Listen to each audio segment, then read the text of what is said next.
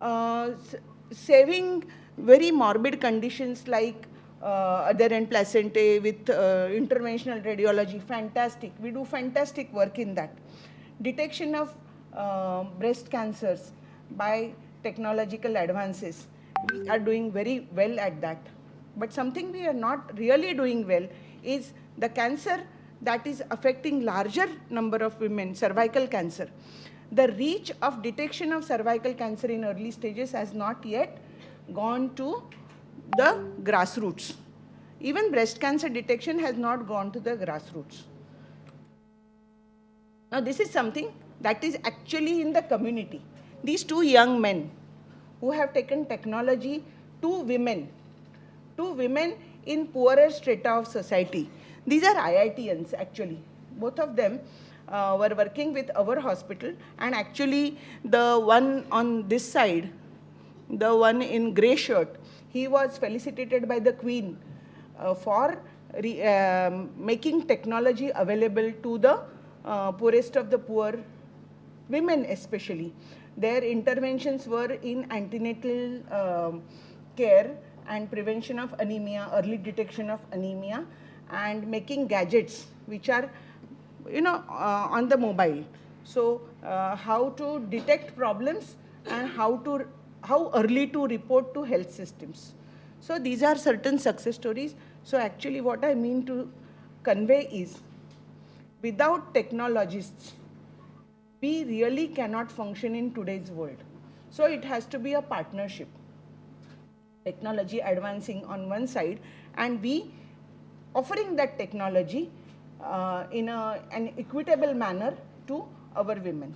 I'm talking from public health perspective. I'm not talking of patients who are in elite hospitals, corporate hospitals. I'm talking of public hospitals where the poorest of the poor, they will come to the hospital with barely 100 rupees or 200 rupees, and they will not have any further money to even pay for basic medications, etc. So technology has to be made available to all these people at par with the elitist of the hospitals, and these people are helping us there.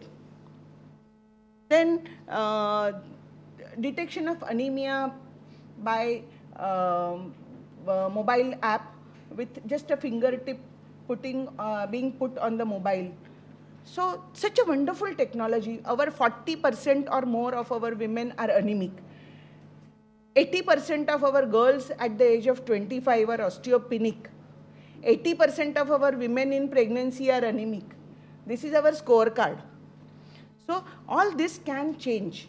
All this can be detected by appropriate use of technology, and that we require. It's an urgency. Now coming to safe motherhood.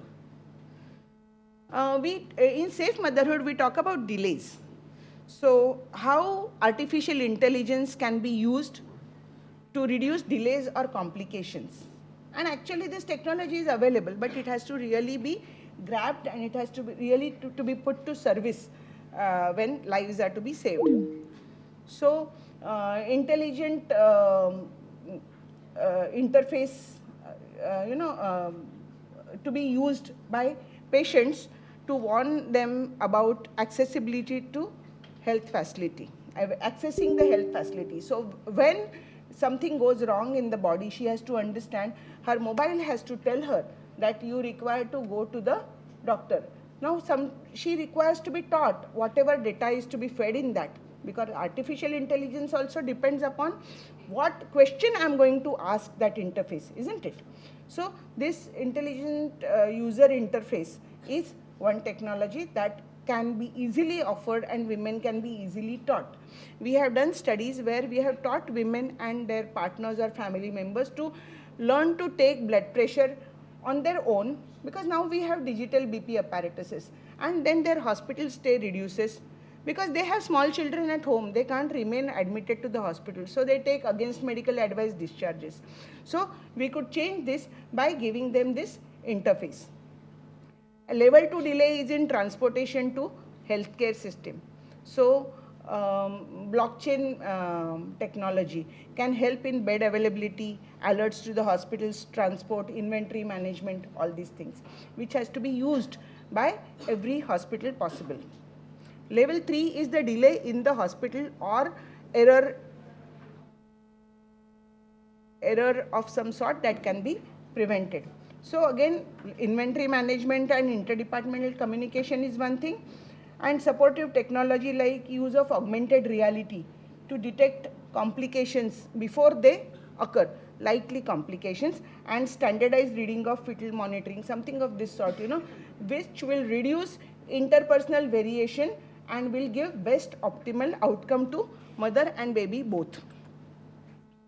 Cancer prevention. Technology based, once I know what is my BRCA gene mutation status, do I carry mutant gene? All of us know breast cancer is seen in younger and younger women now. We have seen 28-year-old girl having breast cancer, coming as a pregnant mother and then detecting a lump and then carrying that pregnancy on chemotherapy with a fear that the chemotherapy drugs are going to harm the baby. So if I know my mutant gene status, I can be offered prevention or screening on regular basis and counseling for ovarian and breast cancer because the same gene is responsible for that. Then cervical cancer, screening using cloud uploading of digitized images, because actually doctors cannot go everywhere. So Anganwadi worker detects, collects the smear, uploads it, and digitized reporting occurs so that woman can take benefit of the technology. Now actually these interventions are available. Femtech is a sort of group of various activities which are technology related for women, and the formal naming or formal christening, you can say, of Femtech was in 2016, but the technology and the sort of coming together of the technologists and innovators took place earlier only. So diagnostics, products, services and software to improve healthcare of women across various female-specific conditions like maternal health, menstrual health, sexual health, fertility, menopause and contraception, and general health conditions that affect women disproportionately or differently like osteoporosis and cardiovascular diseases. So Femtech has so many applications and so many interfaces which are available for women. So they have to actually reach all women beneficiaries at a low cost. For example, this is OsteoBoost. OsteoBoost is a simple belt which will give low-grade stimulation to the spine to increase osteoblastic activity, that is making of bone, because older women will have bone loss. So when this activity is promoted, bone loss is reduced. It is not available to us. Why is it not available when we have so many innovators? It has to be available. It has to be available across the social gradient. Then wearable ultrasound scanners for breast cancer detection. If the technology is there, our women have to have these technology gadgets. Health insurance and technology. Technology can help in giving and making easy health insurance reach and coverage both.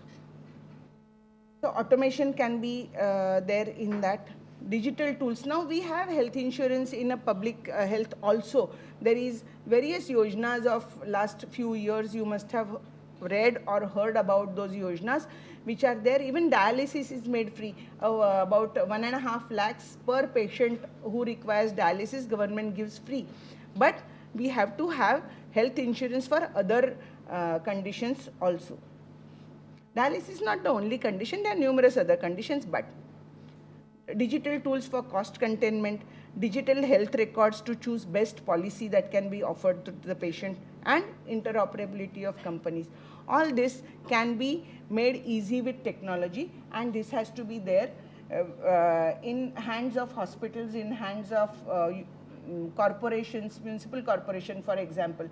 Since our municipal corporations runs about 30 hospitals in this city, we have 4 colleges and all others are first referral units and innumerable health posts, etc. Now something interesting what is happening with technology. Brazilian social enterprises which actually use technology for emergency help functions and discussion forums, they are available on the WhatsApp, where women use these to consult psychologists, lawyers, social workers, etc. And a whole movement is there to prevent violence against women and to address violence against women. What a wonderful and simple use of this technology. But violence against women is a covert thing. It actually reduces women's access, women's willingness to access healthcare also, her willingness to progress in life. And what is the percentage of violence against women? Actually, women justify. There is a study which is very disheartening, if I may say so. 65% of women said, बरोबर जेवण बरोबर नाही झालं तर मार खाणार थोडासा. आईला शिस्त लागायची असले तर कधीतरी मिळते एखादी थप्पड. If women accept this and if women burn themselves because dowry doesn't reach the in-laws family, or if educated women commit suicide because there is harassment in marriage, then it requires to be addressed. Now, ethics of AI interface use. One is data sharing. When data sharing occurs, there has to be confidentiality. How this confidentiality has to be maintained, and how, if my data is going to be shared, how, what control should I have on my data? That is one important thing. Awareness of what are my rights as far as confidentiality is concerned is not there. And availability of insurance subject to genetic propensity. If insurance is going to differentiate between two people because I am genetically more vulnerable to certain illnesses, that's not on. So governments are trying to control all these factors. So what is the need of the hour? One, the providers, us, should have a wider lens and should, together with the technology innovators, we should work towards getting better and better platforms for our patients. Policymakers, they have to understand the cost is inevitable and they have to bring down the cost by governments funding this. And clients, that they have to understand that health is the ultimate asset. So with all this, I would like to say thank you to the organizers and Seema madam, Vinita madam and Vanshika. Thank you very much for inviting me here and all the best.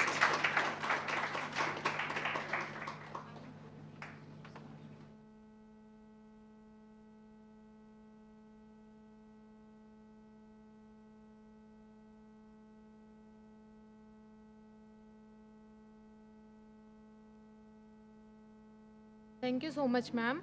Autonomy in health is important. How she talked about how taboos are there on sexual health and health of women and taking care of poorest of the poor with the technology development. Thank you so much, ma'am.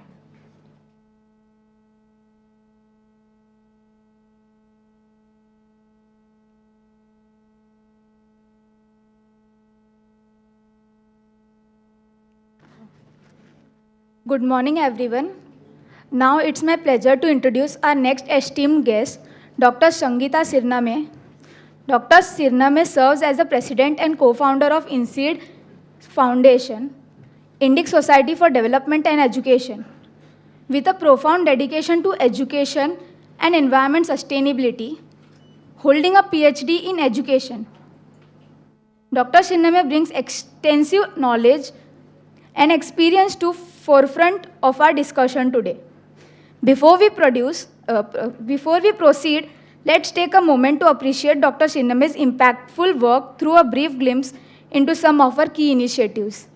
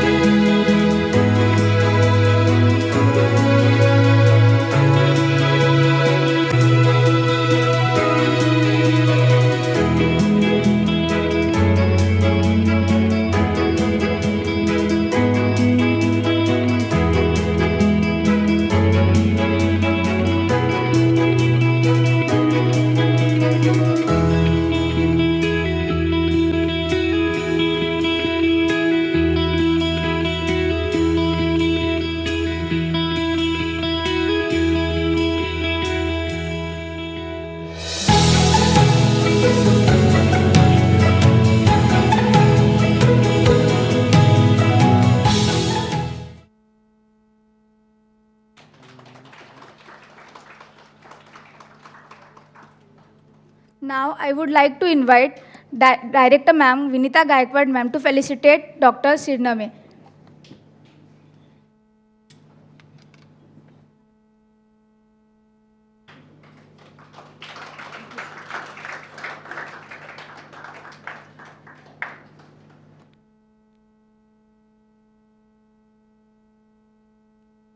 Let's warmly welcome Dr. Sirname as she shares her valuable insights with us.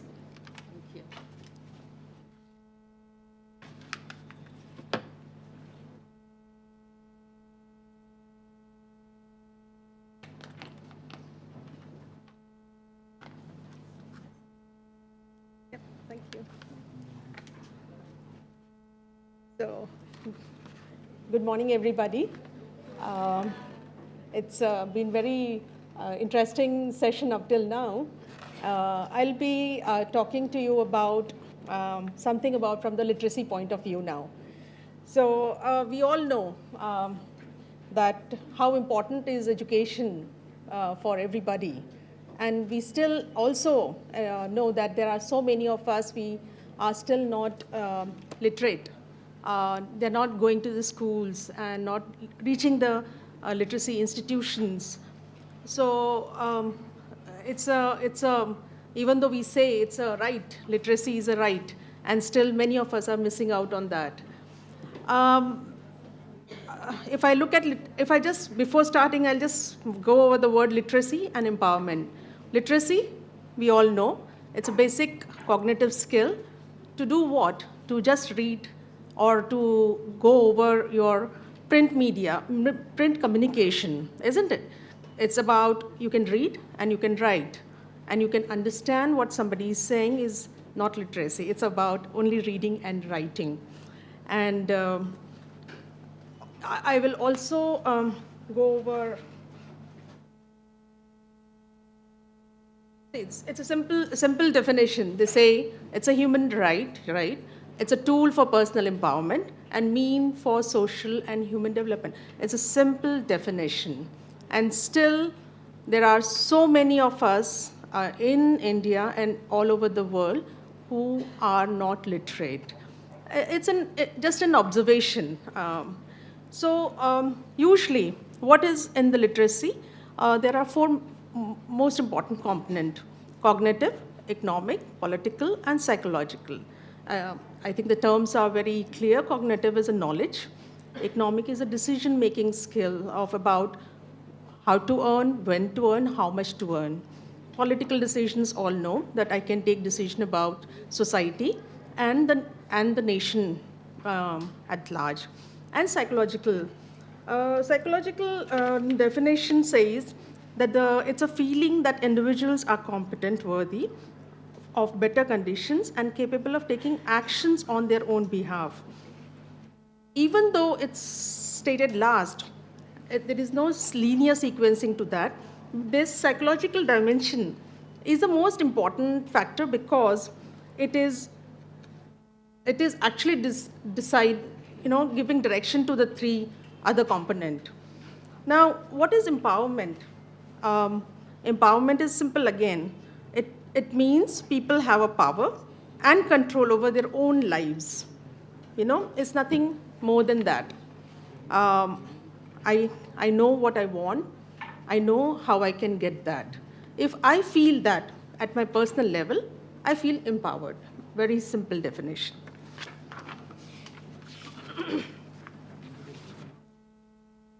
Now, when I say that, oh, thank you so much.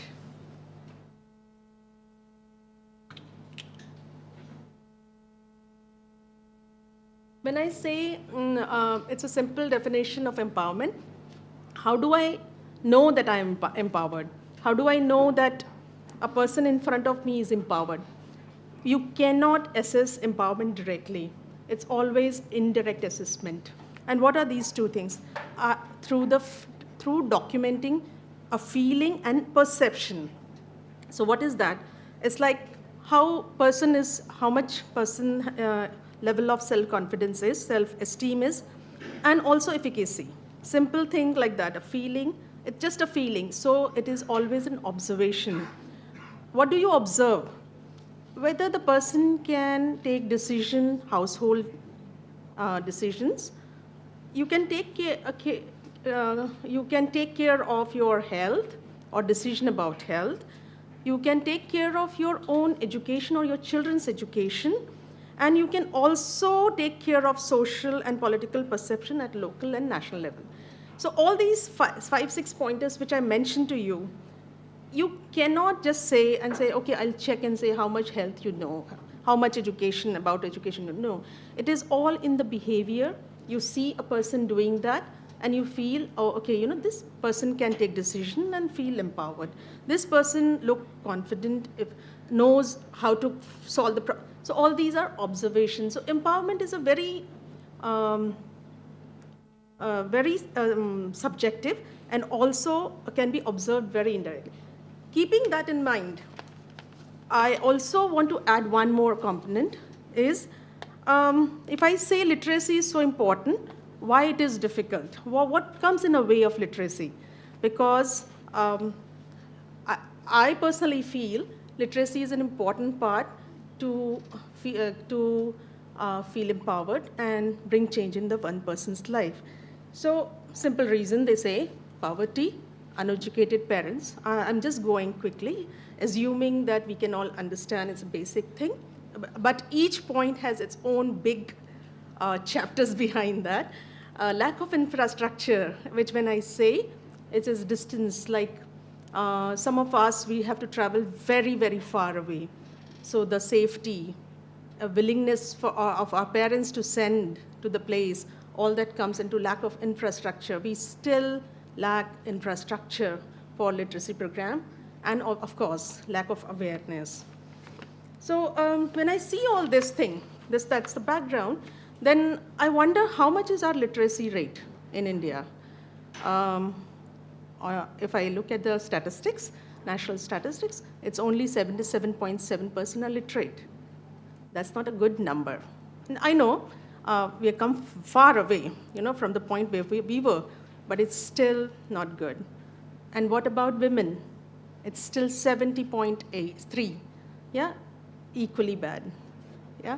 But why is we are like they are the general is 77 and women are 70, which means beyond this there are some more reasons, yeah, and that can be the biggest percentage of the contributor factor is a sanitation, which is very, very sad, that in our schools, we still don't have 86% schools which they don't have the washroom for girls. So that's the biggest factor why girls are not in the schools. Second thing is discrimination, of course, against the female based on the gender and the caste, and also the stereotype roles assigned to them. And the last, which is also important, is a early marriage or a child marriage. So those 3-4 factors add on to these things, makes it much more difficult for women to achieve the literacy. Now, that's the background when I, in my NGO, when I was started 14 years ago. My NGO is INSEED, Indic Society for Education Development. We wanted to work on the women empowerment. 2018, we started a project of uplifting tribal community and also women empowerment. We did a lot of things in our project. We had a group discussions among the community. We started literacy program where ladies were called and, sorry. So we have to go back. How do I go back? Yeah, sorry. I have to go back. Yeah, that's right. Thank you. So, Irvin, I just sharing some of the pictures here just to give you an idea, kind of work which we did. Some of the work we did it with the ladies. Some of the programs we have spent time with the children. The idea here is literacy. Remember, I want to make them read and write. But if I go to the community and say, let's read and write, they will not do it. I needed to spend time with them. And these are the different ways to spend time.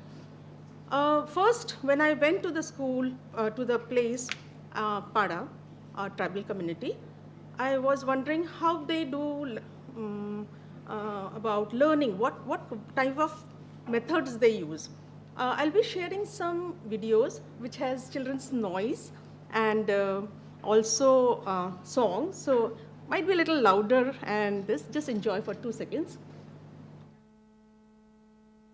Sir, I think I'm not good at that, look like. This is the video.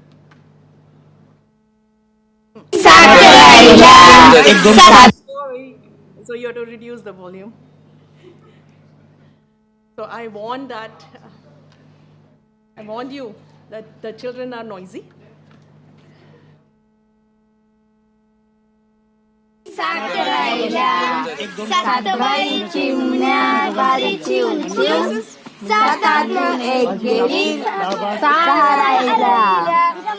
this was the thing. First time when I was in the tribal, they were actually learning through the things, teaching each other under the tree, open jungle, things like that. Slowly they shifted to the classrooms where they were like trying to see if they can, I was trying to tell them, read.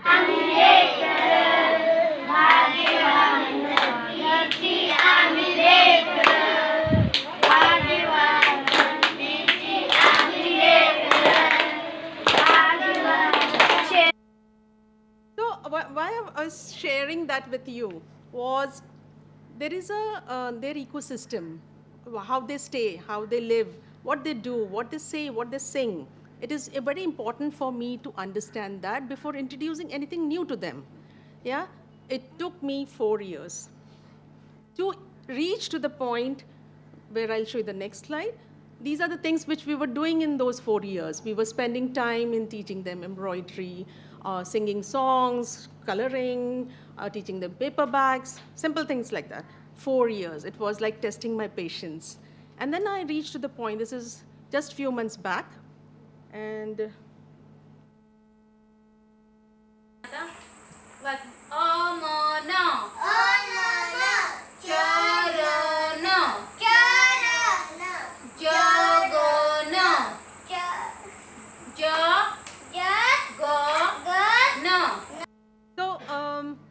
what I did, it is so simple for us because we are privileged that we can read, write, come to college, yeah? And I would also like to share, this is not from the far away, deep interiors of Maharashtra or any other thing. This is just next to your college, yeah? It is just middle of the Mumbai city. This is still happening where people are not having access to education, water, electricity, and any basic requirements. So what I did was to create that. I used the multidimensional ways. Many things I used. I used individual and collective identities. I imbibed literacy into their everyday social practices, and I accepted the variety of skills level, identification of ways to increase social relevance to literacy. It is one sentences, but each thing required a lot of intervention and thinking process that how do I get them to the point where you saw the last, to read your own name, to write your own name. In this also, I have still not reached to the point where adults are involved. Fortunately, last month, one boy came who is a housekeeping boy and said, "Ma'am, I want to read and write, but don't tell anybody because they're going to make fun of me." I said, fine. So one of the volunteers sitting and teaching E, and he's determined that he's going to learn. And yesterday he showed me his name, Suresh, written on the paper. He said, don't show it to anybody. Because they are saying, ये बच्चे सीखते हैं, बड़े नहीं सीख सकते, तो कभी सीख नहीं सकता है, तो कभी पढ़ नहीं सकता है. That's his ecosystem telling him. So my work is to make sure that he feel comfortable, he feel empowered, and he is actually feeling very good about him. I see the walk, the way he is walking nowadays is a different walk, because he feel, I can write now, So even though it's a simple thing, but it's making a difference, to the people. And this is the Balwadi, which we created in the tribe. And the interesting part is a lady who you can see is a tribal lady. She's just 8th standard pass, and she came to me, and after 3 years of project, said, I would like to be part of your project. And it was an asset to me. Because she's a local, she can help me. And now there are children who are into the system of Balwadi, and some of them got more encouraged, and they are in the formal school system. So I have 40 children in the Pada. There are 22 in the formal system, and some of them still here. It's not that they don't want to come to the school. It is because their parents don't want them to go to school. Why? They have to do the household work. So if I understand the ecosystem, it becomes easier for me to plan the project. It is easier for me not to get frustrated and leave the project. And I don't feel failure at any given day. Even 1% change, for me, it's an achievement, and I'm very happy for this. And I'm also very happy that my project is associated with this department. And Vanita, madam, thank you for all the help you're giving it to us. And thank you all.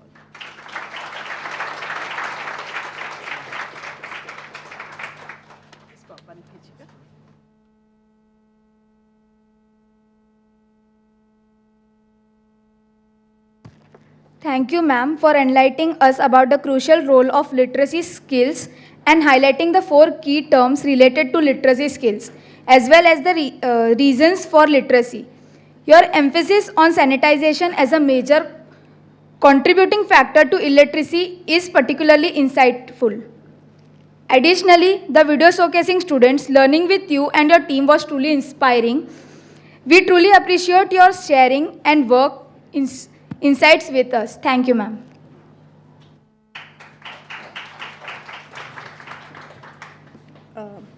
Our next guest, Dr. Seema S. Bansore Goke, is distinguished medical professional with a profound expertise. Sorry, ma'am. Actually, we will be having a panel discussion now in which Seema ma'am would be there with us. So we will be having in the panel as a moderator Dinesh Kumar Singh, sir, and we have Seema Bansode, sir. Madam, to kindly be seated here. And thank you, Sonu madam and Metra sir, for being in the inaugural session there. So we have Seema Bansode, madam. I would request her to kindly occupy the chair on the dais.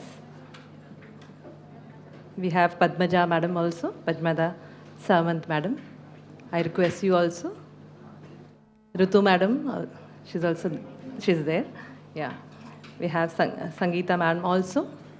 I request Sangeeta ma'am to kindly occupy the chair on the dais.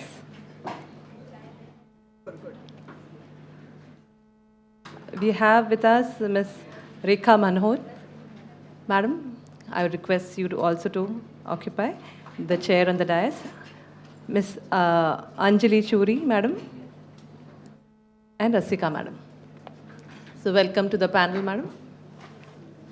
We have people in the panel whom we have not introduced, so our students would go ahead to introduce them.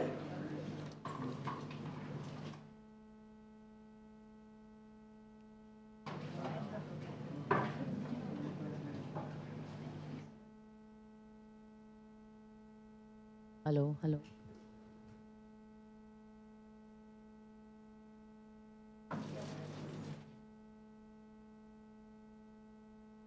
Hello, hello.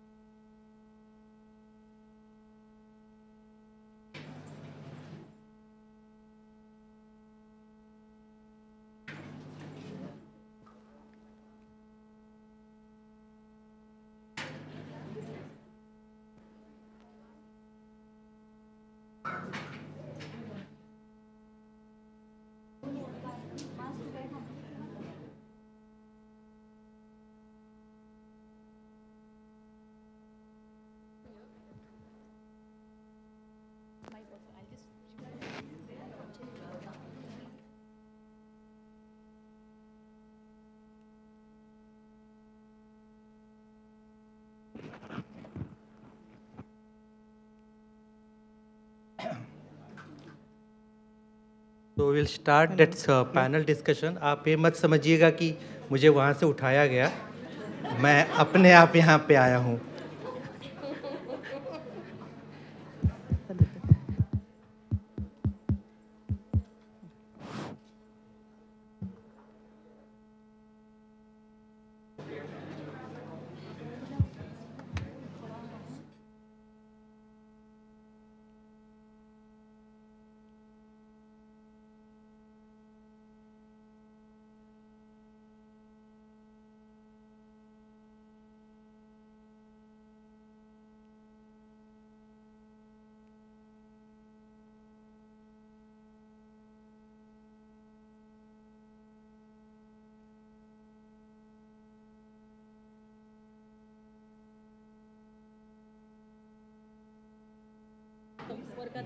Number सांगाल ना.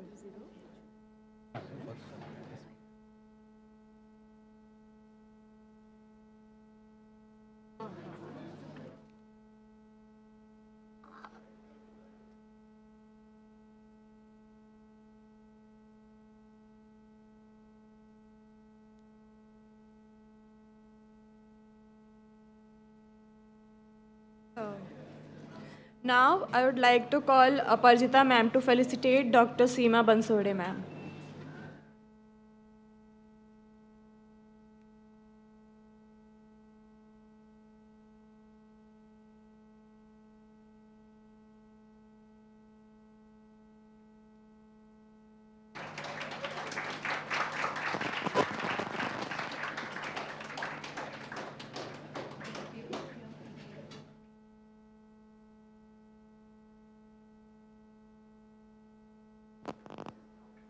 Next, I'd like to call Rupali ma'am to felicitate Mrs. Rekha Mohant.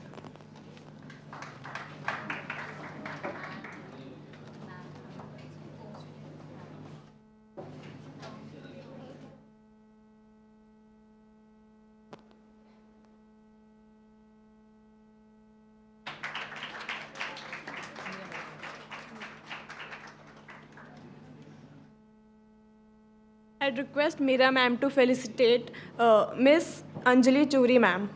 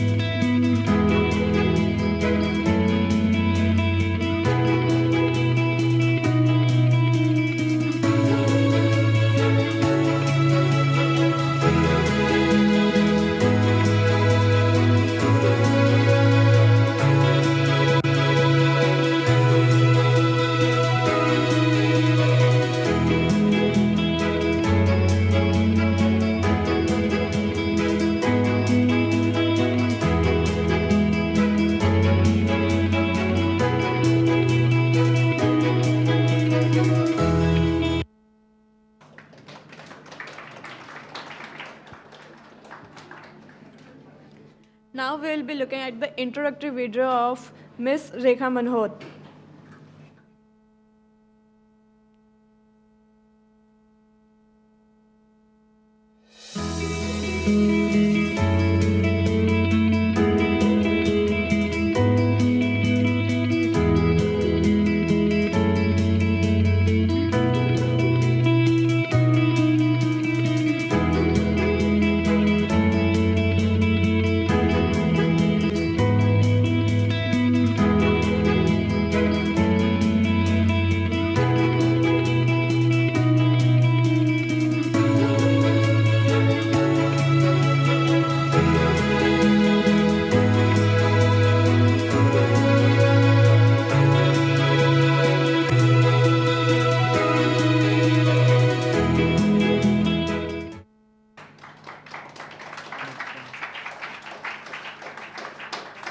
Now we will be looking at the introduction of Anjali Churi ma'am.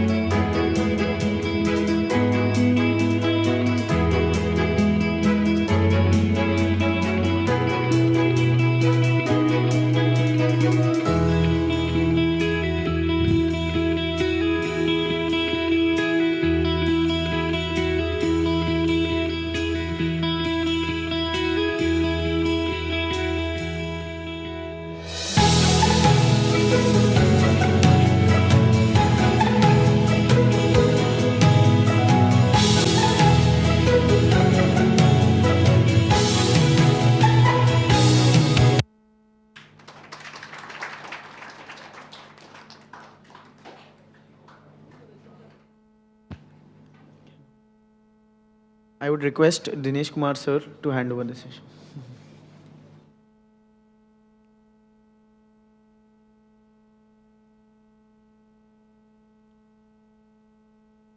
Thank you very much. So we will start our panel discussion, and I'll request maybe even participants to be awake. I'm just standing with my panelist in between before your lunch. So don't worry, we won't let you sleep.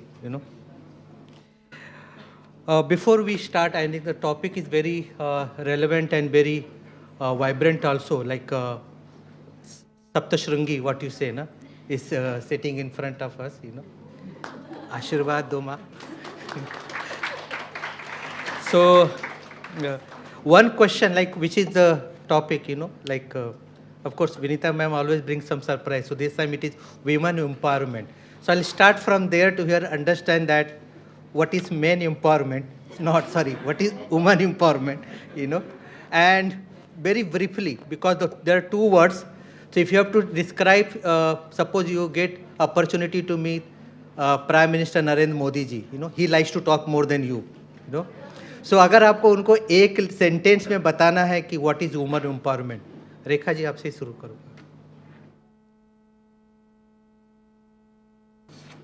Hello. Mike. Hello. Hello. Hello. Hello. Well, very good afternoon to everyone. So, it has been a very great session, like listening from different perspectives, from different fields of people, and what women empower means to everyone. So I think most of it has been covered, but still it's a very heartfelt topic to me. I get very emotional when it comes to talking about women empowerment, because at least I see there is a start when we say about women. At least we've started talking about it, which was not possible. I think aaj se 25-30 saal pehle we were not even, no one had heard this word, what women empowerment is all about. Because I think bachpan se our minds are conditioned like that, so whatever a man says, acha mujhe to ye karna hi hai, even if he's hitting you, asking you to sit, ऐसे बाल काटो, ऐसे कपड़े पहनो. So we all follow that, right? Because we are conditioned like that. And I think women have been happily doing this. So sporadically, there have been instances where women got up, rose, and they took a stand. So thoda awareness aane laga aspas, right? So that is how the, at least discussion has been starting. But now it has to come out apart from discussion, hum isko kaise apply kare hamare life mein. So when I say women empowerment, it is the ability to take your own decisions, right? Where you are not influenced by others around you, where no one is preaching you, asking you, take your own decisions. You know what is right and what wrong, To start with myself, I was the first girl child to enter a college, which was co-education, right? And my father was supporting, so he was like, I was very good at studies, so karna hai. But it was so much of opposition in the family. I still remember my grandparents, they were like, ek to college bhej rahe ho aur wo bhi ladko ke saath. You know, it is so risky. So yes, then okay, I can proudly say that कि मेरे बाद में all females, they have studied in the family and they are doing very well. So yes, I take pride in that. Also, I say when we have to teach our girls in the family, कि you know, we are empowering them. But I feel somehow we have to condition the boys in the family more than teaching the girls. Girls seek jayegi apne aap. They are very hardworking, sincere. That's what I've seen around me. But when it comes to boys, they need to be conditioned how they treat their women, the girls in the family. Right? So we only set conditions for males and females in the family. लड़की अगर बाहर जा रही तो 8 बजे आ जाओ, 9 बजे आ जाओ, 10 बजे आ जाओ. For boys, we will not have these kind of, you know, limitations or restrictions. Why is it so? Because we are scared the boys are going to hurt the girls or something like that. So why is that fear in mind? Because हमारे अंदर deep अंदर, you know, we feel that this is how the society, this needs to be changed. The fundamentals need to be changed. India, as he rightly said, you know, Deepalji rightly said that India is a country where we worship goddesses. Saraswati ki to puja karne lage hai. Many females are studying, but that is still the story of the metros or the main cities. If we go deep in the tier 2, tier 3 cities, where there is an option of teaching a boy or a girl, the boy is always given a priority because wo ghar ka naam aage badhayega ya whatever. Girls are, you know, stayed back to manage the household chores या जो भी है, ठीक है? And India is again a country where we worship goddess Lakshmi also. So coming to the finance where I come from background, I haven't spoken about it as of now. So finance maybe we see, what I see normally, because I have been in the field for 20 years and managing so personal finances of so many families here, educated people who are doctors, engineers and, you know, corporates में. वहाँ पर भी what I see is the women have aspired and they've grown, they've broken territories or boundaries in space में भी चले गए. हम कल्पना चावला है हमारे पास. We are into businesses also, sports women also. We are doing very good everywhere. But when it comes to managing your personal finance, still we are dependent on the male my husband will take, I'll speak to him, or my father is there. So I don't know, understand why is this so? It's really disheartening when you leave things, when you leave all this major decision making in the hands of the males, right? It is really disheartening, and I always try to teach, educate, and make the females aware of this factor. Okay, it is your hard-earned money. Please learn how to take care of. And they do a very good job when they start doing it. They are better because they are more sensitive. They are more patient. I would say I am not demeaning the males here, but I understand the males and females as a team should come together and do a decision making, which will be a better decision in the, you know, I would say benefits of the entire family, and then going ahead the economy, the society. If we have more representation from the females coming out in the economy, I think this place will be much better. I don't know why I'm saying this, but I may sound a bit feminist, but I strongly believe in this. So we see women, you know, when we ask them, people who are housewives or homemakers, the new word given nowadays, what do you do? And they feel very bad about it, that I am only a homemaker. I mean, why? Why? They are raising such people, such kids in the family. They are managing the entire, they are the strongest, the best corporate managers. I can see the multitasking. And do you know there is this study which has been done, the amount of housework the homemakers or the wives, the mothers do, amounts to 7.5% of the total GDP of Indian economy. If that has been monetized, that is the amount of, you know, contribution to the economy. So whatever payments you are doing to the maids, you know, khana banao, ghar saaf karo, yehi agar hum pay karne lage to all the wives and mothers, this is the amount of contribution to the GDP, which is 7.5%, and which is huge. And I don't know why people, you know, women, they are like demeaning themselves only, looking down upon themselves. They need to take pride in whatever they do. It is about the choice, whether they're allowed to make this choice or not. If it is a choice of being a homemaker, it's fine. That's a choice, but it should not be imposed. That is why I feel Education, when we talk about education, literacy, reading, writing is fine, but I still feel education, wisdom is beyond education. Okay, I want that education to be answered by Sangeeta ji maybe. So I'll come back to you with the financial question. I've got one more. So I'll come to you then again. Okay. Thank you. I'll pass So it again, on to- you remember Modi ji standing and listening to you. Not 4 dimension, in 2 words, what will you say? So I feel if women have a knowledge and allowed to take decision, even if it is wrong, if that's my decision and accepted by the community, I feel that's more of empowerment. Okay, good. Rashika, what about you? याच्यामध्ये मला असं वाटतं की आपण नारा देतो की नारी शक्ती जागेगी सारी समस्या भागेगी, असं आपण एक नारा देतो.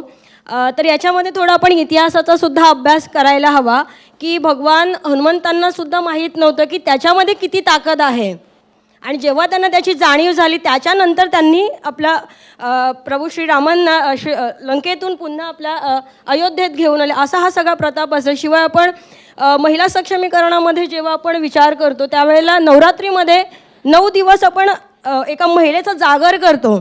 म्हणजे एकंदरीत आपल्याला जर महिला सक्षमीकरण करायचं असेल तर महिलांचं संघटन करणं आणि तिच्यामध्ये असणारी तिची ताकद हे तिला समजून देणं, तिला ते आत्मसात करून देणं किंवा तिला ते सांगून देणं, जागरूकता करणं, हे मला असं वाटतंय महिला सक्षमीकरणाचे हे 2 पैलू योग्य राहतील. धन्यवाद. Ritu?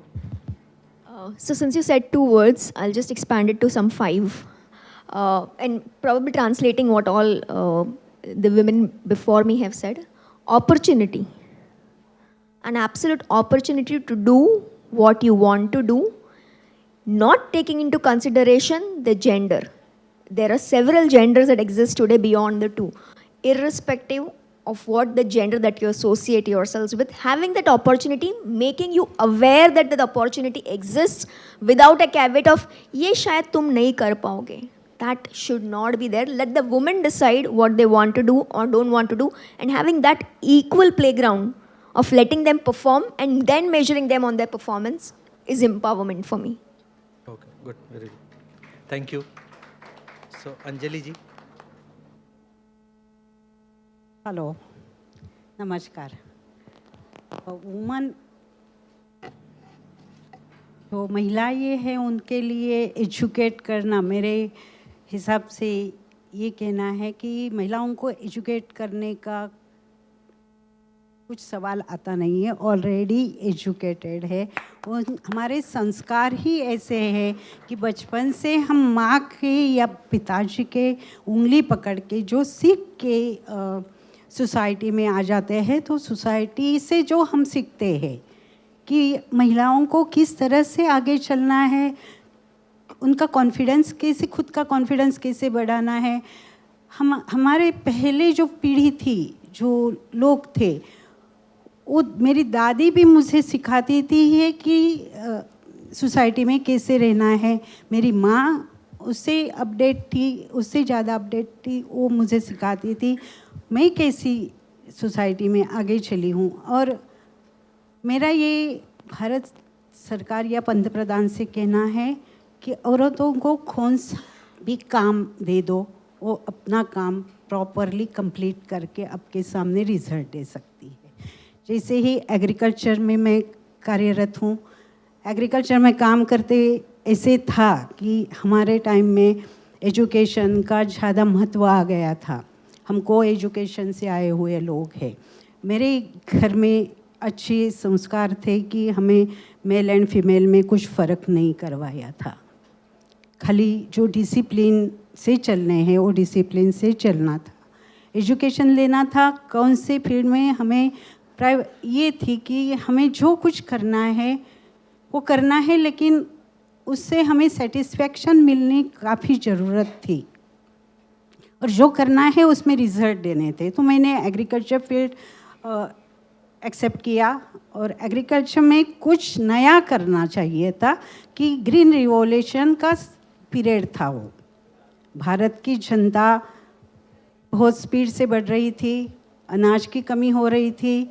अनाज की कमी होने से हम परदेश से, बाहर देशों से हमारा अनाज लेके आते थे और उसी पे डिपेंड रहना था और वो सिचुएशन से हमें कैसे बाहर निकलना था। ये हमारी औरतें काफ़ी एग्रीकल्चर में कार्यरत थी और उनको काम करना था, जो टेक्नोलॉजी एडॉप्ट करनी थी वो पीरियड अलग था, उसमें एजुकेट होना काफ़ी ज़रूरी था।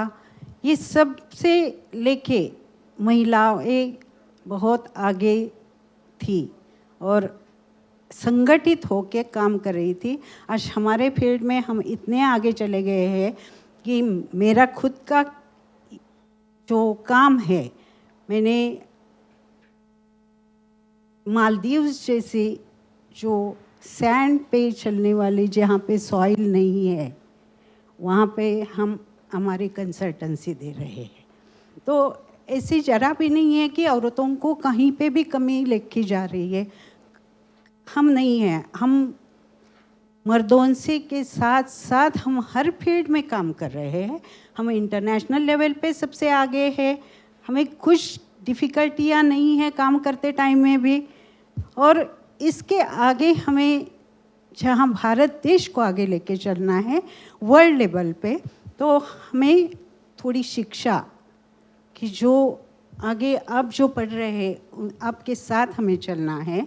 तो यंग जनरेशन की रिसर्च जो हो रहे हैं उस रिसर्च को हमें एडॉप्ट करना है, हमें सीखना है।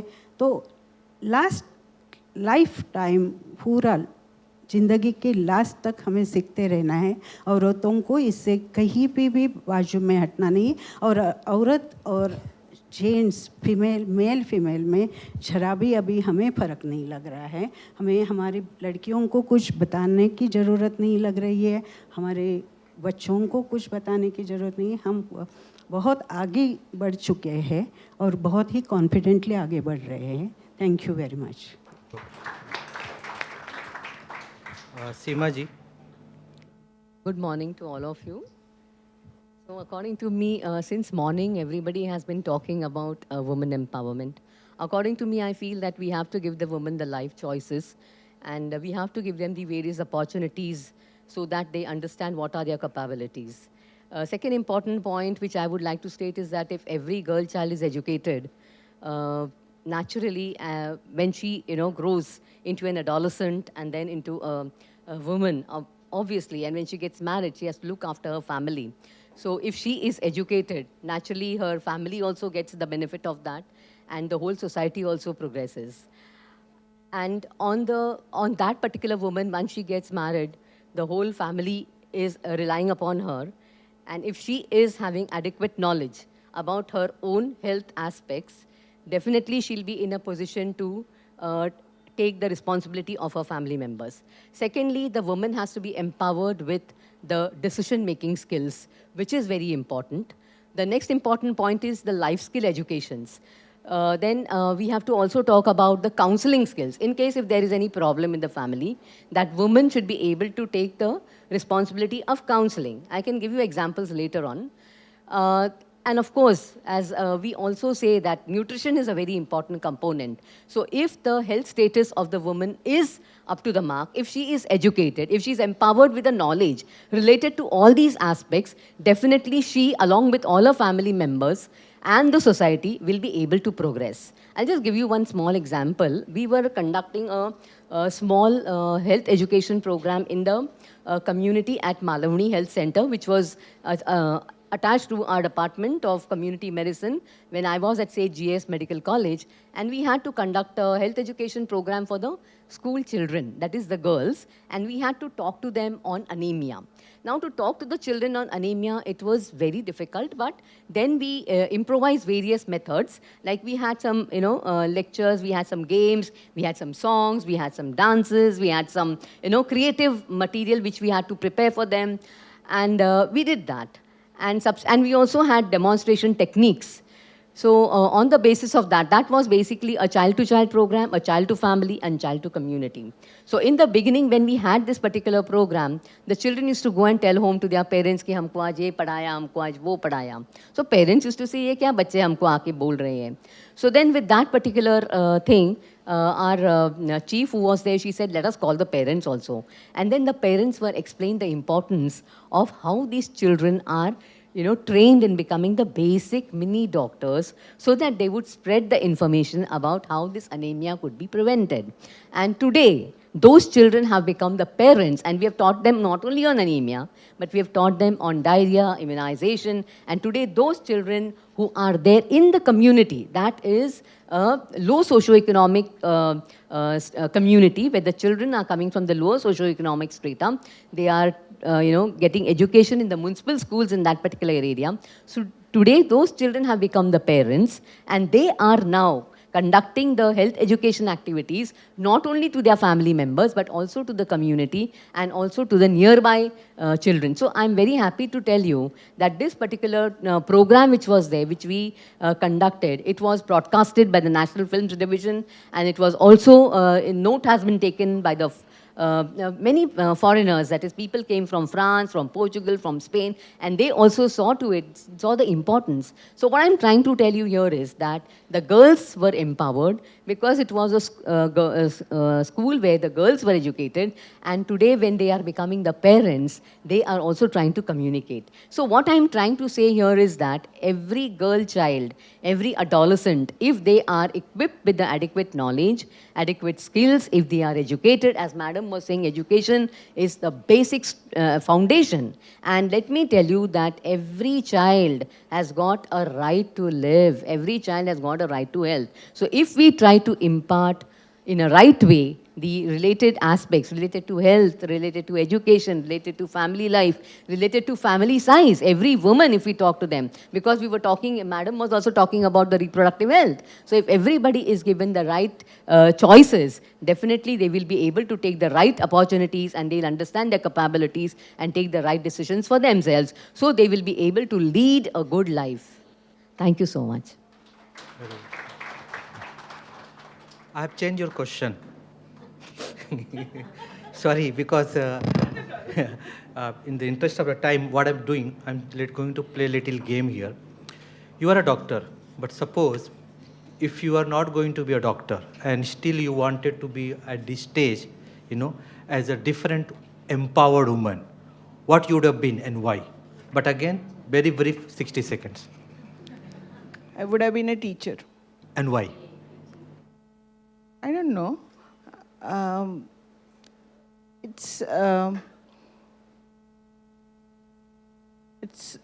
It gives you a sense of gratification. Okay. When whatever you have achieved, understood, acquired, you can pass on, and you can be a tool of improving or making change in the society. Okay, okay, good, very good.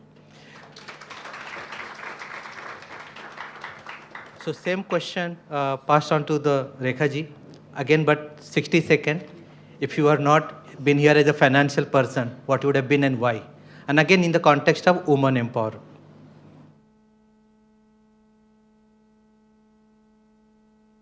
Copy paste. Sorry. Okay.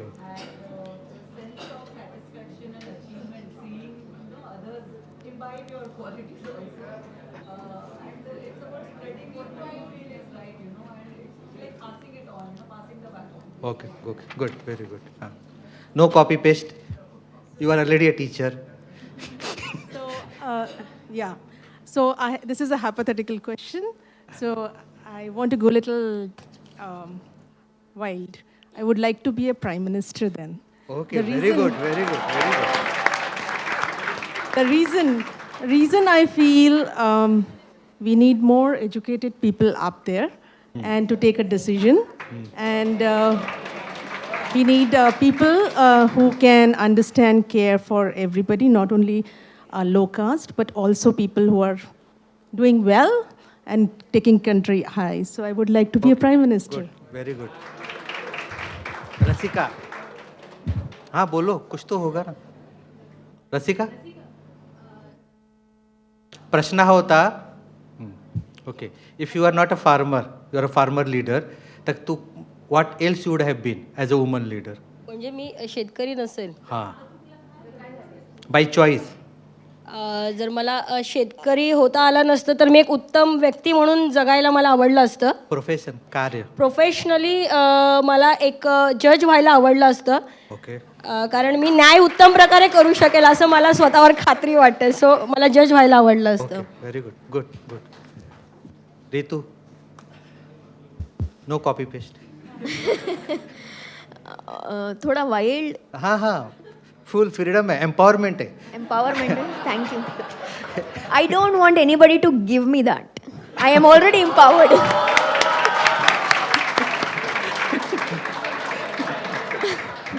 Professionally, the way I am, I would have loved to be at the UN Center for Women Empowerment, because there is a body that exists and that has very minimal representation from this country. Okay, and this is very the good. country that is the second populous country and not so much representation. So right there. Yes, first now. Right. Thank you. Good, very good. Shabad, मजा आ रहा है. अंजलि जी. वैसे भी तो मैं farmer नहीं होती तो चॉइस ही नहीं आगे, क्योंकि ओनली फार्मर बचपन से ही फिक्स हुआ था कि फार्मर ही बनना है. और हमारे जनरेशन में लेडीज़ को फार्मर बनना मनाही थी. एज ए टीचर बनो, बैंक में जॉब करो, ऐसे जॉब के लिए एक्सेप्ट किया जाता था. लेकिन मैं फार्मर बनी. फार्मर नहीं होती तो मैं फार्म प्रोड्यूस प्रोसेस इंडस्ट्री में काफ़ी काम करना चाहती थी. Good, very good, very good. Seema ji, this is second life for you after superannuation. Okay, since I'm actually in this particular medical field, we are all into the policy making and decision making. So I would like to be in the government sector, so that I would like to, strengthen the healthcare services for the country. Thank you so much. Okay, तो थोड़ा आप selfish होते हैं. So Padmaja ji, back to you. So जो kids आज आए हैं ना, their questions are that if you have to tell them very specific actionable item, that there is a little bit generation gap. Now they are getting into the society, correct, as a carrier, and one day they will be sitting here, correct. They will be empowering and they will be empowered both. What they have to do from the healthcare perspective. They are technical people. You have already shown the example, but keeping aside again while thinking what they can do from women empowerment, technology and healthcare. Again, but time limit. Your time starts now.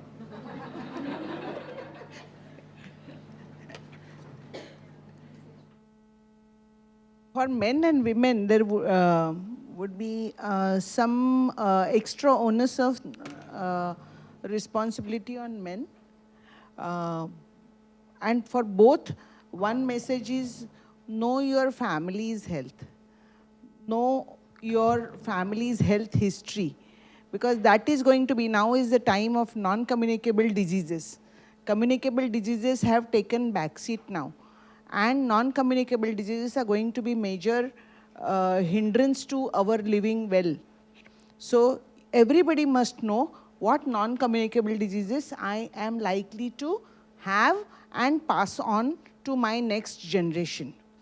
And secondly, take your sexual and reproductive health very seriously, because we might do, people fall in love and girls fall pregnant. Don't fall. Take it seriously, because that is where disasters happen. Okay, so on the same topic, Seema ji, but आपका answer copy paste नहीं चाहिए. Same, like these are the technology students and you know that they can do a lot, but using the health and woman empowerment, this triangle, where they should converge.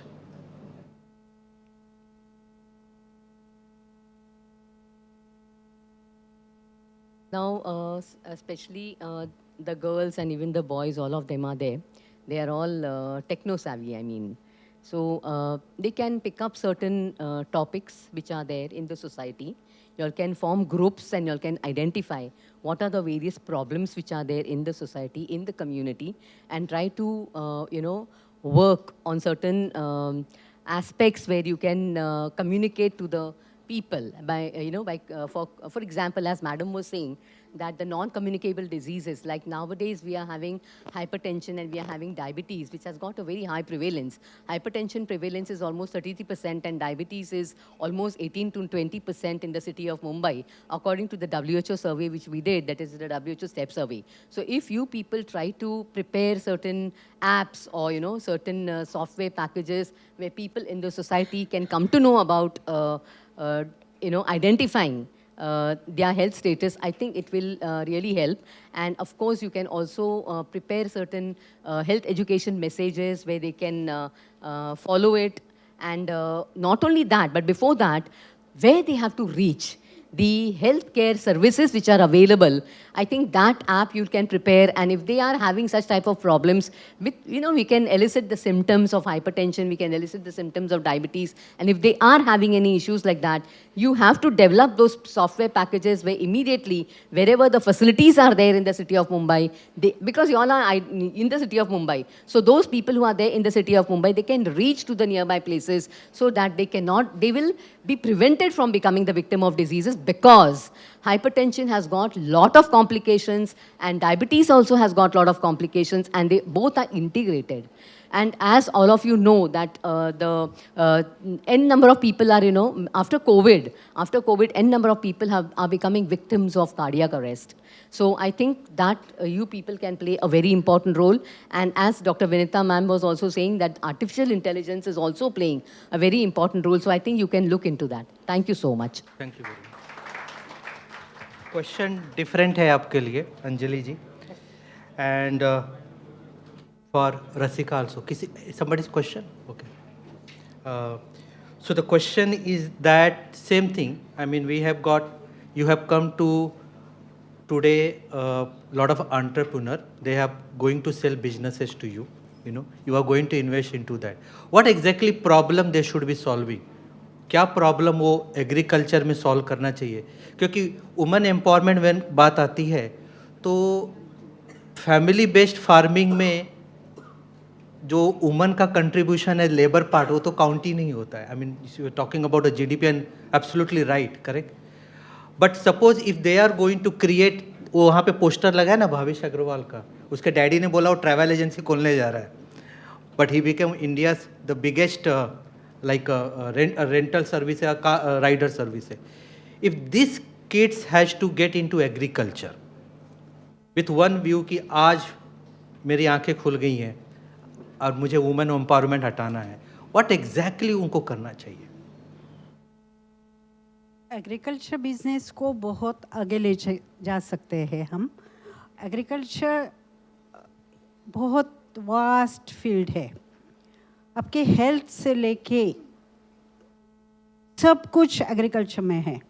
आपको 3 time खाना है या 4 time खाना है, आपके interest का खाना चाहिए, आपका डाइट का खाना चाहिए, आपको जो कुछ करना, आपका जो हेल्थ है टोटली एग्रीकल्चर पे डिपेंड है.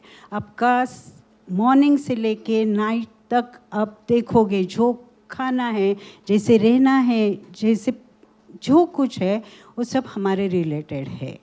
तो हमें एग्रीकल्चर को जो प्रोड्यूस करना है उसको सिस्टमेटिक प्लानिंग करके हम प्रोड्यूस करेंगे कि किस किस लोगों के जिस डिजीज़ है, अलग टाइप की बॉडी है, टेस्ट है, प्रोसेसिंग यूनिट्स है. हम CFTRI जो मैसूर में कार्यरत है, उनके जो रिसर्च सेंटर से हम काफ़ी काम कर रहे हैं, टेक्नोलॉजी के थ्रू हम काम कर रहे हैं. तो उससे रिलेटेड सब टाइप के एजुकेशन के लोगों को यहाँ पे काम करना चाहिए और एग्रीकल्चर को काफ़ी ऊंचाई तक ज़ीरो वेस्टेज पे कैसे लेके आ सकते हैं वो हमें चाहिए. इंडियन प्रोड्यूस बहुत काफ़ी हो रहा है, उसको प्रॉपर वे से उसको रखा नहीं जाता है. लोगों के साथ प्लेट तक पहुंचा नहीं जा सकता है। काफ़ी टाइप के उसमें हमें, जैसे ही ट्रांसपोर्ट सिस्टम है हमारे यहाँ पे इंडिया में अभी तक कोल्ड वैन की कमी है। हमारी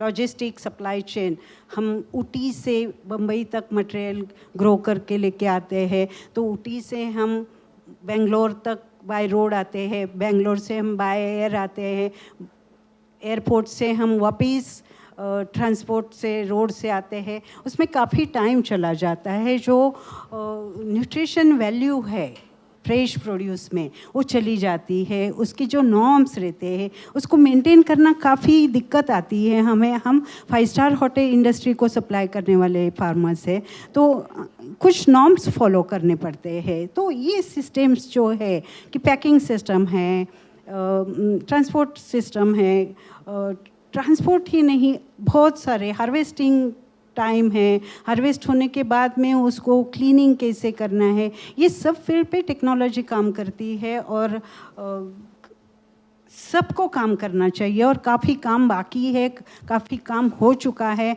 लेकिन जस्टिस मिल नहीं रहा है। और हमें जब ये एक्सपोर्ट में जाना है तो मास प्रोडक्शन के लिए हमें यंग जनरेशन, एजुकेटेड जनरेशन की काफ़ी requirement.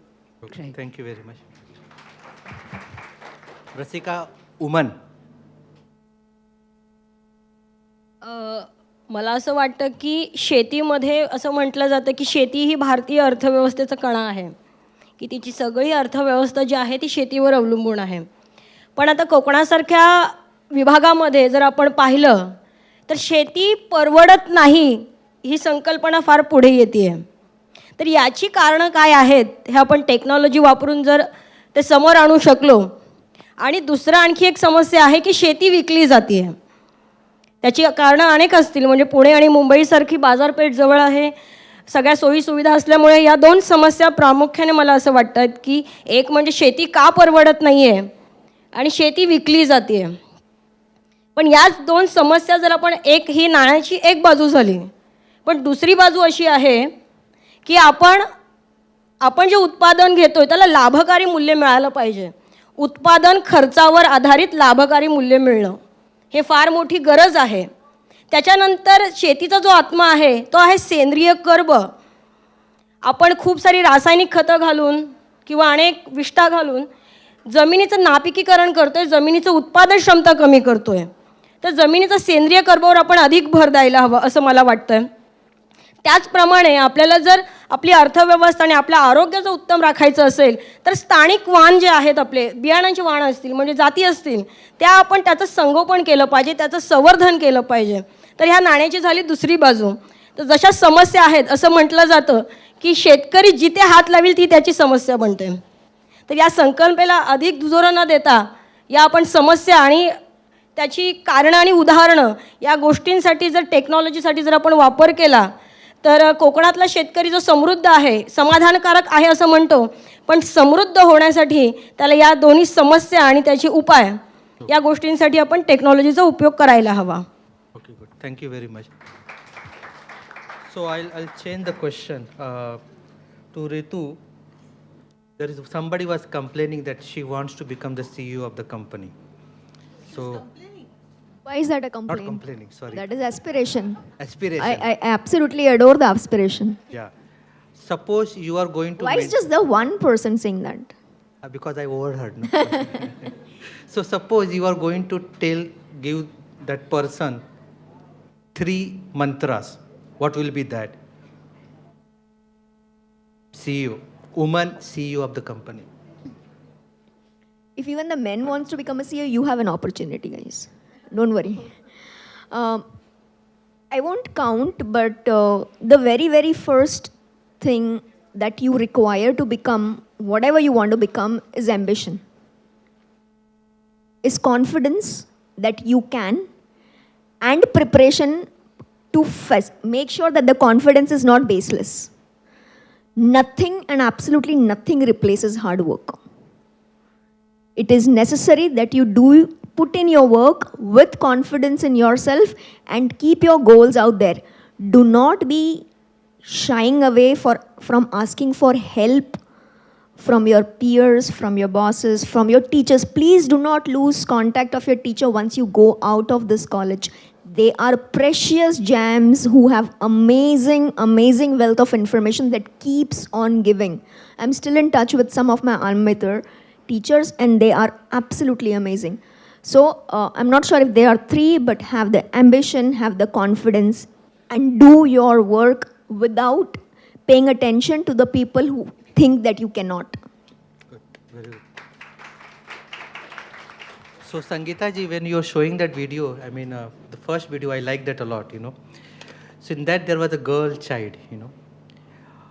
If suppose that girl child has to transform and you want to see her here 10 years, what exactly she should be doing and what you will be doing for that purpose?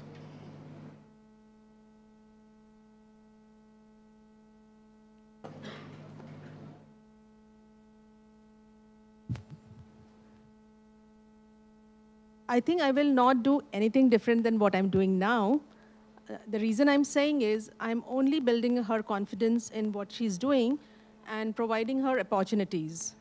And I'm very thankful to the community who are networking with us and allowing us to expose these children to all the possibilities wherever they can grow. So I think two things. I will keep her confidence level high and allow her to get exposed to a variety of things in the life. Okay, thank you. Rekha ji, they say ki, you know, means everybody talk all the thing today, but when they were asking a question, ki, what is important, bolo batao, I was saying paisa, paisa. So nobody told ki paisa was also important thing. I was just trying to understand ki tell these kids ki paisa kitna important hai for women empowerment ke liye. It's a lot. So only advice would be for you are going to young people who are going to start afresh in the world out there, would be to use your money very wisely. आवाज़ नहीं आ रही? अरे, use very wisely, spend wisely, thrift. Don't मतलब फालतू के पैसे मत खर्च करो यहाँ वहाँ. That would be the only advice. Keep a track of your credit scores, loans लेना, ये वो लेना, मतलब you're taking, and be very wary when you're using your mobile phone. कुछ भी financial transaction करते वक्त, be very sure of what you are doing. When you're starting a new business or venture, make a very good business plan. Or kuch, on a lighter note, if you need help, I'm always there. So that would be, but be sure of how you're spending your money. Invest very wisely. Take your decisions, weigh the pros and cons, keep a track of your scores, be good, networking is very important. You know people from different stratas. You never know. Be very grateful, respectful towards everyone whom you meet, along your journey. You never know kaun kab kaam aa jayega, and you can build up a very good team. And always invest on good people in your team. A business, whenever you're running a business, I think it's the people who are managing the business, is their attitude, the skills, what they're coming up to you. Attitudes are more important than the skill. Skill can be built, taught, but attitude, you come with an attitude. And if there is a passion, hunger to do anything, if there is a fire in your belly, that will keep you alive. And just be associated with the right kind of people. Take care again of your credit score and be very good with everyone around you. You never know kaun kaam aayega kab. So, and pratishtha important hai, but paisa bhi important hai, correct? बहुत important hai. Okay, so thank you very much. So I have got now last question, and it's again the answer is going to be one word, two word only. So आप सब तैयार हैं? मजा आ रहा है? मुझे तो आ रहा है. So when we are talking about women empowerment today, correct? And we had the session since morning, and different talks were coming, क्या आपको किसी का पिक्चर सामने आया क्या? Your role model or your empowered woman, लगा हाँ, this is my means empowered woman and I am following it. मैं जानबूझ के आपके पास नहीं आऊँगा because you got the answer. So I am excited, So I'll go randomly then. Ritu, sorry, don't mind, huh? Padmaja ji. Okay. Your first role model is always your mother. My role model today are both my parents. I'm talking about in the social circle. Social circle maybe, but give you a 30-second story is, my mother got married at the moment she turned at the marriageable age. And I'll tell you the second sentence, she's more qualified than anybody else in the family. And we are all masters and also PhDs. She completed her dual masters after she got married, after she had my brother. She still does a lot of courses, which I am very surprised. She once told me a sentence that, we should buy sugar and keep. And I was like, she's not like that. And I was like, you? नहीं वो Balrampur sugar का ना share price अभी increase हो रहा है ना, तो your sugar prices are going to rise. That's my role model. That's where I got taught from. That's where my father is, that he never ever told me that you are lesser than your brother, and it was an equal parity for all of us. So that's the role model socially, wherever you say, exists in my front of my eyes. And whenever I have a self-doubt, I look at them and I was like, God, 50 years ago they were doing this. I am privileged. Thank you. रसिका. आपल्या स्वतंत्र भारताच्या अर्थमंत्री निर्मला सीतारामन या माझ्या डोळ्यासमोर आल्या आणि एक प्रसंग आठवला. मी दारूबंदीसाठी आदिवासी समाजामध्ये काम करत होते. खरं पाहता आदिवासी समाजामध्ये दारू हा महत्त्वाचा विषय असतो, तो तिथे प्यायलाच जातो. पण तेथील महिला, आदिवासी महिला एकत्रित येऊन त्यांनी ती दारूबंदी केली. म्हणजे ती एक सक्षम महिला उभी राहिली. सोबत तिने 10 महिला सोबत घेतल्या आणि ती दारूबंदी केली. आणि आजही त्या तालुक्यामध्ये दारूबंदीच आहे, दारू विकली जात नाही. तर हा एक प्रसंग आणि तो मला चित्र समोर उभं राहिलं. Good, very good, very good. Anjali ji. Rasika, हाँ, अंजलि जी. मेरी दादी मेरा रोल मॉडल. ऑलवेज एग्रीकल्चर में कैसे सस्टेनेबल होना है, सस्टेन होना है. एग्रीकल्चर मेन सोर्स नहीं था उसी टाइम, फाइनेंशियल रिसोर्स नहीं था. जो उगता था बेचा जाएगा तो बेचा जाएगा, नहीं बेचा जाएगा तो घर में ही खाया जाएगा, बाजू पड़ोसियों को बांटा जाएगा. लेकिन रुकना नहीं है. हमें कैसे सस्टेन होना है, जो बेचा जाएगा उसको कैसे यूज़ करना है. प्लांटेशन टू सीड डेवलपमेंट तक का काफ़ी ट्रेनिंग उनसे ही मैंने लिया है. मेरी दादी के बाद मेरी माँ ने मुझे सिखाया है, मेरे पिताजी ने मुझे सिखाया है. ये सब मेरे रोल मॉडल है. मेरा पिताजी बहुत ही रिसर्च में थे. उनका सब रिसर्च, मुझे बहुत लोग पूछते हैं आपका एजुकेशन एग्रीकल्चर में कितना हुआ है, क्या हुआ है, कहाँ तक आपने ये सब कैसे पढ़ा है आपने. लेकिन घर में ही आपके यूनिवर्सिटी है, डॉक्टरेट किए हुए लोग हैं, तो वही सब आपके रोल मॉडल रहते हैं. उनके पीछे पीछे चलना सीखो, बहुत ही काफ़ी आगे लेके जा सकते हैं. Thank you. Seema ji. Yeah, I would like to say that in my family, basically my grandmother was illiterate. That means my mother's mother was illiterate. But her, means my grandfather was educated. In the way back in 1961, I can remember he was education inspector. Means, can you believe it? And then my mother, she had done her SSC those days. So my grandmother told my mother, we all are daughters in the family. We are 7 sisters, no brothers, all girls only. So my grandmother just told my mother one thing: education is a very important tool so that, or if your daughters are educated, they will be independent. So my grandmother, my grandfather, my mother and my father also, they are all role models for me, because it's not only me who is educated, but all my sisters are educated and they're all well placed and they are all independent, they're financially independent, and they are, I mean, what I can say that they are, you know, they can take their decisions on your own. Thank you so much. Okay, thank you. Padmaja ji. I have role models in both genders. So, Sudha Murthy in women and Ratan Tata in men. Because the impact that they have made on the society, nothing else could have made this much impact. आपने मुझे रुला दिया. So, one role model, Rekha ji. I'm going to copy paste what she said. I have literally those two names in my head, Sudha Murthy and Ratan Tata. And I don't know why. I mean, otherwise there are a lot of women in our everyday life also which keep us inspiring. So every day there is a new incident, new story which comes in front. And it really teaches you and moves you. Okay, I mean, such conditions, the women are so hardworking, and the way they manage things when a problematic situation is really inspiring. It inspires you. Not even my maid, it can be my maid, it can be one of my friend, one of my co-worker, even my CEO, my founder of the company is also a female. So I have a lot of inspiration to take around, but Sudha Murthy and Ratan Okay, Tata, thank you. yes. Last. Copy paste nahi. Sangeeta ji, go ahead.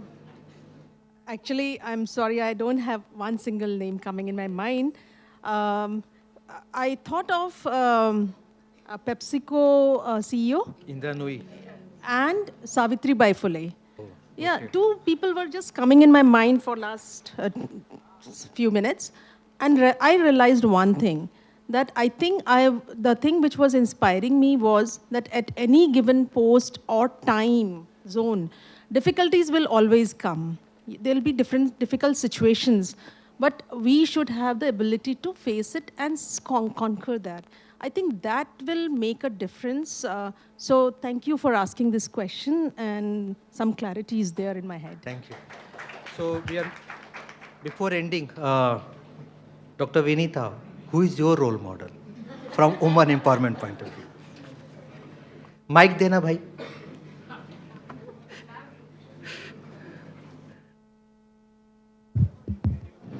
So that's a very, very difficult question, telling one particular person is your role model. So I would say everybody who's around you is teaching you something or the other, right? From, your child, you're a child, your mother is there with you. Your father plays a absolutely very big role in, giving you the confidence. That's what my father has done. So I jokingly tell my teachers, when I'm pushing them to do PhD, that my father, when I did my PhD, he was also doing PhD along with me. That was a big help for me. And then your children teach you. So I'm able to basically gel with these children because of my children. Because they tell me, Ki, this is what is right, this is what is wrong. And then my students, they are the best teachers for me. So maybe there are times when I come and stand here and I teach them and I tell them. But when I see their body language, when sometimes I overhear what's happening in their discussions, there are things which I pick up and I learn. This is the way we are supposed to be dealing with them. And this is the right way to get the best out of them. So I think so. And so you're standing here, you're also a role model for me. Because there are a lot of things that Dinesh Kumar sir has been contributing to our institution for last so many years. Thank you very much. So I think I'll just summarize. I think I had a wonderful panel. I have done many, but I think I enjoyed the most, even though you allowed me to stand here and not offered a seat,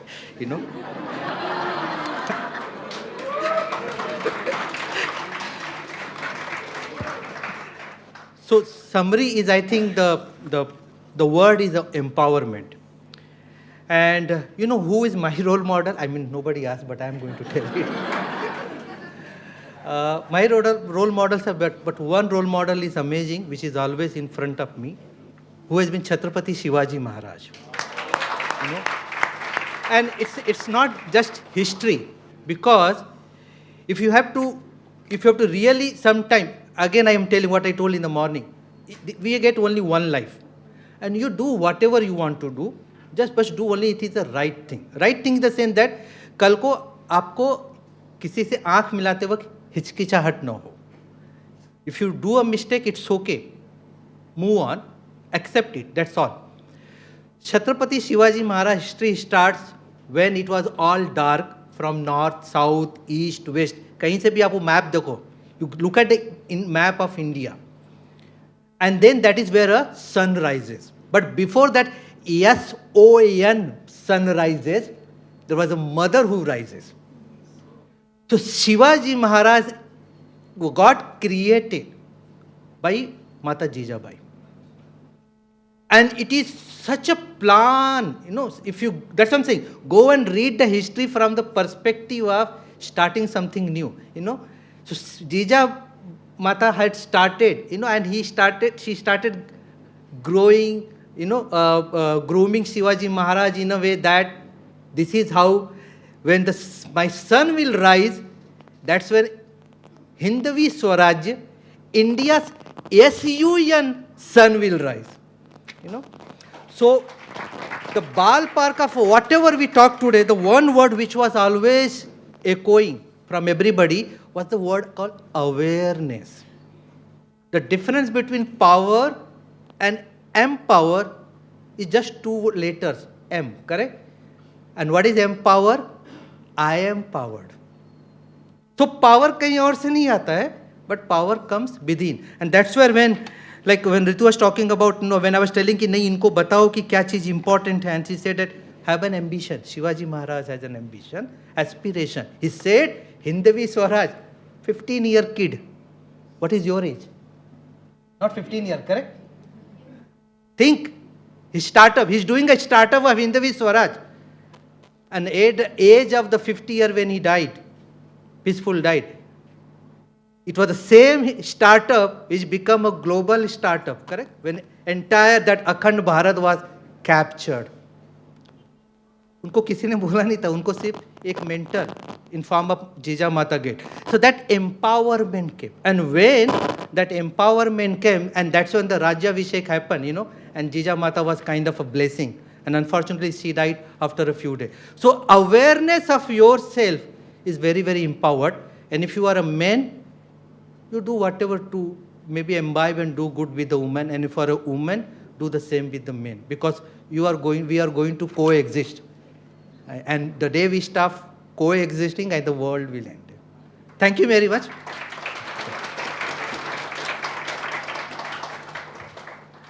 Can we have after this group photo?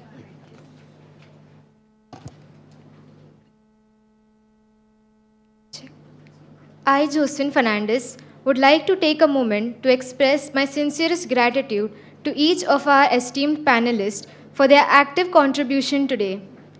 Just like our director, Ma'am Vinita, and Ritu, Ma'am, present here, I too planned to take a thank you speech from ChatGPT, but I thought from deep within that it wouldn't do justice to such amazing women present here today.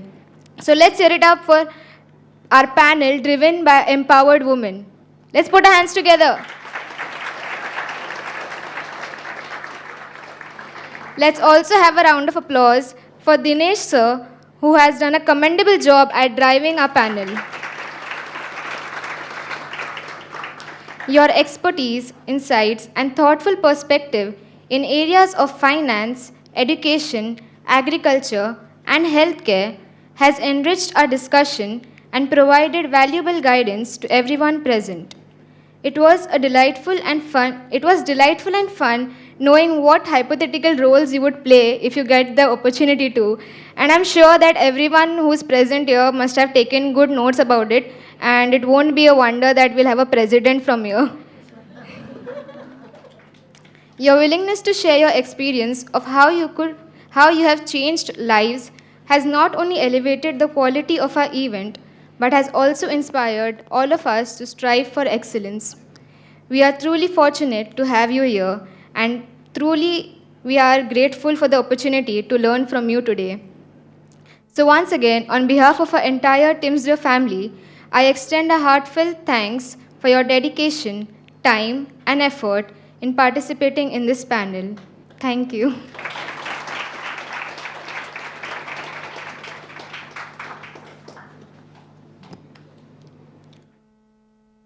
We would like to acknowledge our academic partners, NASCOM, CII, CSI Mumbai Chapter, BCCI, D-Link Academy, Dell. We are also indebted to our research partners, ESN Publications, ADR, International Journal of Computer Applications, STM Journals, AXER. Our index partners, Scopus, Google Scholar, Script, Open Access Journal Index, ESJI, DRJI, Index Copernicus International. Our sponsors since 2016, Indian Oil, Lupin, Jackass, Stelcor, Converge Biotech, Build.io, Dell, Active Pharmaceuticals Limited, ABC Comnet Private Limited. I would request everyone to please rise for the national anthem.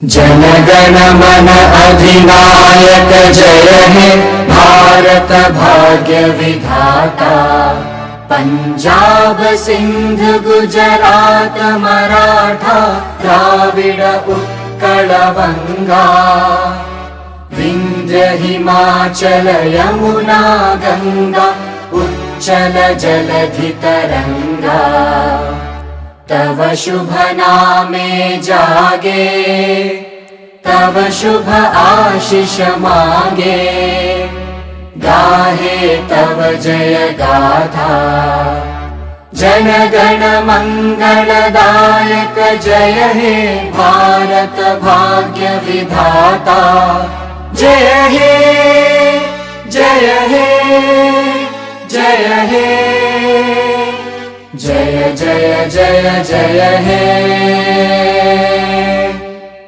Bharat माता की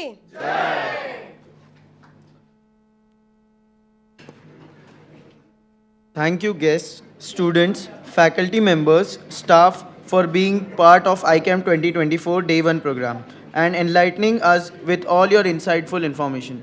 We are grateful to have you all here. Thank you so much. All faculties are requested to come for a group photo.